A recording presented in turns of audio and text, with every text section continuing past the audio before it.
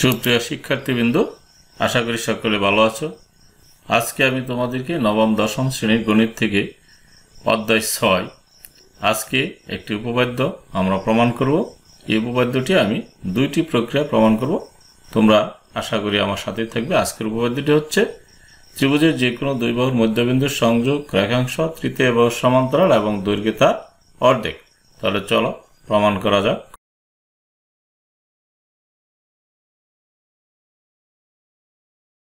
এখানে লক্ষ্য করো, প্রমাণ করে যে ত্রিভুজের যে কোনো দুই বাহুর মধ্যবিন্দু সংযোগ রেখাংশ তৃতীয় বাহুর সমান্তরাল এবং দৈর্ঘ্য তার অর্ধেক। এখানে দুই বাহুর মধ্যবিন্দুটি লেখা হয় না, তোমরা একটু লিখে নিবে। চলো আমরা এটি চিত্র অঙ্কন করতেছি ত্রিভুজের, এবং এবি এবং এসি বাহুর মধ্যবিন্দু যথাক্রমে ডি এবং ই নিলাম।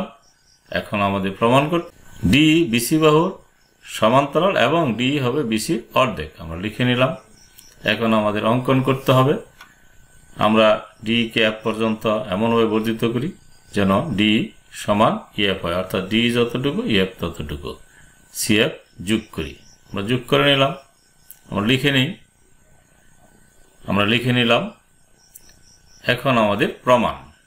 এবার লক্ষ্য করো, এই যে ত্রিভুজ আর এই ত্রিভুজ, অর্থাৎ ত্রিভুজ এ ডি ই এবং ত্রিভুজ সিই এফ, এই দুইটি ত্রিভুজ যে দাগাঙ্কিত করলাম, এই দুইটি ত্রিভুজের মধ্যে কি কি সমান আছে আমরা লক্ষ্য করো। আমরা বলতে পারি এআই সমান সি। কেন? ই হচ্ছে এসির মধ্যবিন্দু, আমরা লিখে নিলাম। এবার একটু আমি বুঝিয়ে দিচ্ছি, লক্ষ্য করো কিভাবে সমান হলো। এই যে দুইটি ত্রিভুজ, এই ত্রিভুজ আর এই ত্রিভুজের মধ্যে লক্ষ্য করলে আমরা পাই এআই সমান সি, কারণ কি ই হচ্ছে এসির মধ্যবিন্দু। আবার ডি সমান ইএফ, কারণ আমরা অঙ্কন করছি সমান সমান করে, অর্থাৎ ডি এবং ইএফ সমান করে অঙ্কন করা হয়েছে। তাহলে আর হচ্ছে এসি এবং ডিএফ, এই যে দুইটি রেখা, এই দুইটি সরল রেখা পরস্পর এই বিন্দুতে ছেদ করছে।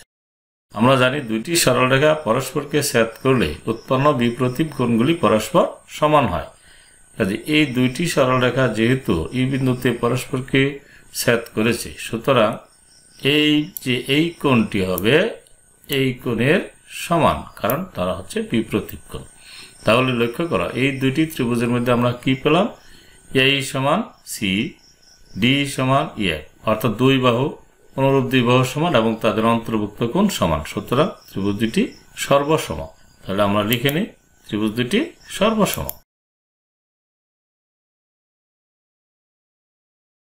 আমরা লিখে নিলাম ত্রিভুজ দুটি সর্বসম। দুটি ত্রিভুজ যদি সর্বসম হয় তাহলে অনুরূপ বাহুগুলি সমান বলতে পারি, অনুরূপ কোণগুলি সমান বলা যায়। তাহলে আমরা বলতে পারি এডি সমান সিএফ। কিভাবে একটু লক্ষ্য করো, এডি সমান হলো সিএফ। কেন বললাম? কারণ এই কোণ আর এই কোণ সমান, কাজে এই কোণের বিপরীত বাহু হচ্ছে এডি আর এই কোণের বিপরীত বাহু হচ্ছে সিএফ। কাজে আমরা বলতে পারি এডি সমান সিএফ। আবার এডি যেহেতু বিডি এর সমান, কারণ ডি হচ্ছে এবির মধ্যবিন্দু, কাজে আমরা বলতে পারি সিএফ বিডি এরও সমান, অর্থাৎ বিডি সমান সিএফ। আমরা এই ঠাকুর থেকে লিখতে পারি বিডি সমান সিএফ। আর কি বলতে পারি? দুইটা অনুরূপ কোণ সমান বলতে পারি। এখন কোণ দুটি বলবো, লক্ষ্য করো। আমরা পূর্বের পৃষ্ঠা থেকে এইটুকু নিয়ে আসলাম। এখন আমরা বলতে পারি ডি ই কোণ। এখন লক্ষ্য করো, ডি ই কোণ কোনটি আমি দেখিয়ে দিচ্ছি। ডি ই কোণ, এই যে এই কোণ, এই কোণটা হবে ই সি এফ কোণ, এই কোণের সমান। কারণ কি? এই যে লক্ষ্য করো, এই বাহু সমান হলো এই বাহু। আমরা জানি সমান সমান বাহুর বিপরীত কোণ হচ্ছে অনুরূপ কোণ। কাজে এই বাহুর বিপরীত কোণ হচ্ছে এটা, আর এই বাহুর বিপরীত কোণ হচ্ছে এটা। কাজে এই কোণ সমান এই কোণ। কিন্তু এই কোণ দুটি কিরকম কোণ? এবি এবং সিএফ সরল রেখা এবং তাদের ছেদক এসি দ্বারা উৎপন্ন একান্তর কোণ। আমরা বলতে পারি এবি এবং সিএফ সরলরেখা এবং তাদের ছেদক এসি দ্বারা উৎপন্ন একান্তর কোণ। সুতরাং এই কোণ দুটি সমান বলে আমরা বলতে পারি এডি সমান্তরাল সিএফ।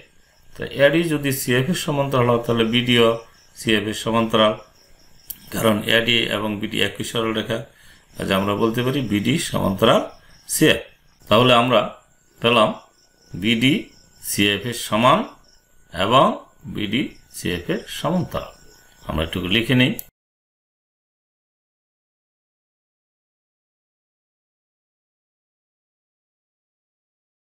এখন লক্ষ্য করো বিডি সিএফ এর সমান এবং সমান্তরাল। আমরা জানি কোন চতুর্ভুজের বিপরীত বাহু পরস্পর সমান এবং সমান্তরাল হয় তাহলে অপর দুটি বাহু পরস্পর সমান এবং সমান্তরাল হবে।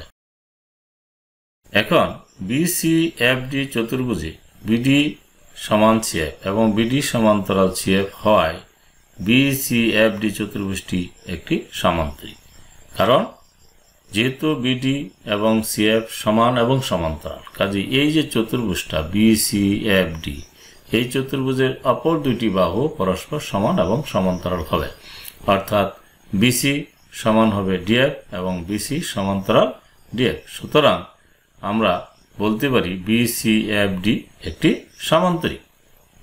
আমরা জানি সামান্তরিক বিপরীত বাহুগুলি কি পরস্পর সমান এবং সমান্তরাল, কাজে আমরা বলতে পারি ডিএফ সমান্তরাল বিসি এবং এই ডিএফ সমান হচ্ছে বিসি। আমরা লিখে নেই ডিএফ সমান্তরাল বিসি বা ডিই সমান্তরাল বিসি, যেহেতু একই রেখা, এবং ডিএফ সমান বিসি। এখন ডিএফ কে আমরা ভেঙে লিখতে পারি কি ডি যোগ ইএফ। আমরা লিখে নিলাম ডি যোগ ইএফ সমান বিসি, কিন্তু ডি এবং ইএফ পরস্পর সমান, কাজে ডি এর পরিবর্তে আমরা ইএফ এর পরিবর্তে ডি লিখলাম, কাজে 2d সমান বিসি, কাজে ডি সমান হাফ বিসি। তাহলে আমাদের প্রমাণ হয়ে গেল। লক্ষ্য করো আমরা পেয়েছি ডি বিসির সমান্তরাল এবং ডি বিসির অর্ধেক। শিক্ষার্থীবৃন্দ, এই প্রমাণটি এখন আমি বিকল্প পদ্ধতিতে প্রমাণ করব ভেক্টরের সাহায্যে। যারা উচ্চতর গণিত নিয়েছ তাদের জন্য ভালো হবে। একটু লক্ষ্য করা শিক্ষার্থীবৃন্দ, ভেক্টরের সাহায্যে প্রমাণ করতে হলে প্রথমেই আমাদের ভেক্টর এর ত্রিভুজ বিধিটা জানতে হবে। ভেক্টর ত্রিভুজ বিধি কি? যদি কোনো ত্রিভুজে দুইটি বাহু বরাবর একই ক্রমে দুটি ভেক্টর ক্রিয়া করে তাহলে তাদের যোগফল বা লব দিকে তৃতীয় বাহু দ্বারা বিপরীত ক্রমে নির্দেশ করা হয়। এই হচ্ছে ভেক্টরের ত্রিভুজ বিধি। আমি একটু লিখে দেখাচ্ছি ভেক্টরের ত্রিভুজ বিধি। এখানে লক্ষ্য করো, যদি ত্রিভুজের দুইটি বাহু বরাবর দুইটি ভেক্টর একই ক্রমে ক্রিয়া করে তবে তাদের যোগফল বা লব দিকে ত্রিভুজের তৃতীয় বাহু দ্বারা বিপরীত ক্রমে প্রকাশ করা হয়। চিত্রের সাহায্যে আমি একটু দেখায় দিচ্ছি, লক্ষ্য করো। মনে করি এবিসি একটি ত্রিভুজ।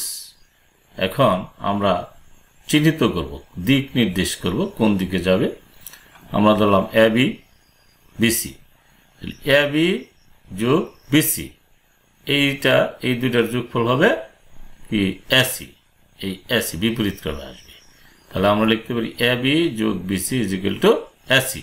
এখানে লক্ষ্য করো এবি এবং বিসি ক্রম একই ক্রমে সূচিত হচ্ছে, কাজেই এই দুইটার যোগফল হবে ত্রিভুজটির তৃতীয় বাহু দ্বারা বিপরীত ক্রমে অর্থাৎ এসি দ্বারা নির্দেশ করতে হবে। এখন যদি আমি তীর ঘুরিয়ে দিই, লক্ষ্য করো এবার কি হবে, আমরা কোন দুটি একই ক্রমে হচ্ছে বিএ যোগ এসি, বিএ যোগ এসি ইজ ইকুয়াল টু হবে বিসি। এখন যদি আরেকবার তীর ঘুরাই দিই, লক্ষ্য করো এবার কি হবে, আমরা যদি এইভাবে দিই, এবার ক্রম কোনটি, এবারে ক্রম হচ্ছে সিবি যোগ BA is equal two CA. এই হচ্ছে ভেক্টরের ত্রিভুজ বিধি। ভেক্টরের ত্রিভুজ বিধিটি হচ্ছে যদি ত্রিভুজের দুইটি বাহু বরাবর দুটি ভেক্টর একই ক্রমে ক্রিয়া করে তবে তাদের যোগফল বা লব্ধিকে ত্রিভুজটির তৃতীয় বাহু দ্বারা বিপরীতক্রমে প্রকাশ করা হয়। আমি তীর ঘুরিয়ে ঘুরিয়ে দেখিয়েছি। এবার চলো এই ভেক্টরে ত্রিভুজ বিধি প্রয়োগ করে আমরা এই উপপাদ্যটি প্রমাণ করব। আমরা এবিসি ত্রিভুজ অঙ্কন করলাম। ধরে নিই এবি এবং এসি বাহুর মধ্যবিন্দু যথাক্রমে ডি এবং ই, ডি যোগ করি। আমাদের প্রমাণ করতে হবে ডি বিসি এর সমান্তরাল এবং ডি বিসির অর্ধেক। আমরা লিখে নিলাম। এখন আমাদের প্রমাণটা লক্ষ্য করা। আমরা প্রথমে এডি ত্রিভুজের থেকে আমরা ভেক্টরের ত্রিভুজ বিধি অনুসারে কি লিখতে পারি? এডি যোগ ডি ইজ ইকুয়াল টু এই, অর্থাৎ এডি যোগ ডি ইজ ইকুয়াল টু এই। আমরা লিখে নিই এডি যোগ ডি ইজ ইকুয়াল টু এই। আমরা এটাকে 1 নং সমীকরণ দ্বারা চিহ্নিত করতে পারি। এখান থেকে আমরা একটু সরল করে নিলাম, ডি রেখে দিয়ে আর এডিটা ডান পাশে নিয়ে আসলাম। তাহলে এই মাইনাস এডি, আমরা ডি বের করলাম। আবার আমরা সম্পূর্ণ ত্রিভুজ এ বি সি থেকে আমরা যদি বের করি তাহলে A B plus BC is equal to হবে এসি। আমরা এটুকু লিখে নিই। ত্রিভুজ এবিসি থেকে আমরা লিখতে পারি কি A B plus BC is equal to AC. আমরা লিখে নিলাম। এখন এ বি সমান আমরা কি লিখতে পারি? ডি হচ্ছে এ বির মধ্যবিন্দু, সুতরাং এ বি কে আমরা লিখতে পারি 2AD। আর এসি কে আমরা কি লিখতে পারি 2A, যেহেতু ই এসি এর মধ্যবিন্দু, সুতরাং এসি সম্পূর্ণ বাহুটার দৈর্ঘ্য হবে এ এর দ্বিগুণ। আমরা লিখে নিই এ বি স্থলে আমরা লিখব 2AD আর এসি স্থলে আমরা লিখব 2AE। না, লিখে নিলাম। এখন আমরা বিসি রেখে দিয়ে 2AD নিয়ে আসলাম ডান দিকে, 2 কমন নিলাম। 2 কমন নেওয়ার পর এই মাইনাস এডি সমান কি লিখতে পারি? ডি। এই যে আমরা লিখে নিলাম ডি। তাহলে বিসি সমান 2D 1 নং থেকে। এখন আমাদের জানতে হবে যে দুইটি ভেক্টর যদি সমান হয় তাহলে তাদের মান পরস্পর সমান এবং তারা পরস্পর সমান্তরাল। যেহেতু বিসি এবং ডি ভেক্টর দুটি পরস্পর সমান, সুতরাং বিসি এবং ডি পরস্পর সমান্তরাল এবং এই দুই পাশে তাদের মান পরস্পর সমান। তাহলে আমরা বলতে পারি বিসি সমান্তরাল ডি বা ডি সমান্তরাল বিসি একই কথা। আমরা লিখে নিলাম বিসি সমান্তরাল ডি বা ডি সমান্তরাল বিসি এবং ভেক্টরদের মান পরস্পর সমান। আমরা এই যে খারাপভাবে দুইটি টান দিয়েছি, লক্ষ্য করো, এটি হচ্ছে পরম মান, অর্থাৎ এই ভেক্টরের মান এই ভেক্টরের মান পরস্পর সমান। তাহলে ভেক্টর এবং পরম মান কাটা গিয়ে থাকবে বিসি, আর এই পাশে 2 ধ্রুবক পদ বাহিরে আসবে, আর ডি ভেক্টর এবং পরম মান কাটা যাবে, হবে 2D। আমরা লিখে নেই BC is equal two 2D লিখে নিলাম। এখান থেকে আমরা ডি সমান কি হাফ বিসি।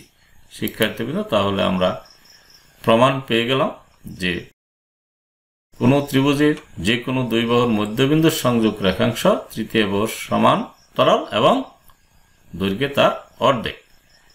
তাহলে আমি এই উপপাদ্যটি দুইটি প্রক্রিয়ায় প্রমাণ দেখালাম। এটি উচ্চতর গণিতের ছাত্রদের জন্য বেশি প্রয়োজন, আর অন্যদের জন্য তারা ব্যবহার করলে কোনো সমস্যা নাই যদি বুঝে থাকো। প্রিয় শিক্ষার্থীবৃন্দ, এই ছিল উপপাদ্যটির প্রমাণ। তাহলে আজকের মতো এখনই শেষ করলাম। খুদা হাফেজ।